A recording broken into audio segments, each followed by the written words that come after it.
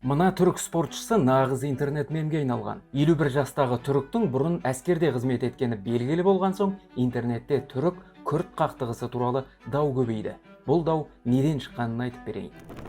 Түріктер мен күрдтердің қақтығысы деп бүгінгі түрік билігі мен Күрдістан жұмысшы партиясы арасындағы қақтығысты айтамыз. Түркияның оңтүстік шығысында тұратын күрдтер 100 жылдан бері мәдени және саяси құқығын талап етіп келеді. Айта кету керек, 20 ғасырдың басынан бері күрдтер мемлекеті жоқ ең үлкен халық саналады. Мәселе мынада: Бірінші дүниежүзілік соғыс аяқталуын білдіретін бірнеше келісім шарт болған. Оның бірі Антанта елдерімен жеңіліс тапқан Осман империясы арасындағы Север бейбіт келісімі. Келісім бойынша Осман империясының жері кішірейіп, ол тарихи халықтарға берілуге тиіс еді. Оның ішінде күрдтер тәуелсіз мемлекеттің қазіргі Түркияның оңтүстік шығысы мен Ирактың солтүстігі жерінде құру қарастырылған. Ал астанасы Диярбакыр болуы керек еді. Алайда бұған Мұстафа Кемал Ататүрік бастаған түріктер қарсы болды. Сөйтіп 1923 жылы Лозанна келісімі жасалды. Ал келісімде күрдтер тіпті аталмаған. Ал Север келісімінің күші жойылған. Осыдан күрдтер қазіргі 4 мемлекеттің территориясында тұрып жатыр. Қысым, қуғындау және жаппай өлтіру болған. Тіпті түрік билігі күрд деген ұлт жоқ деп, елді мекен атауларын да күрд тілінде жоққа шығарған.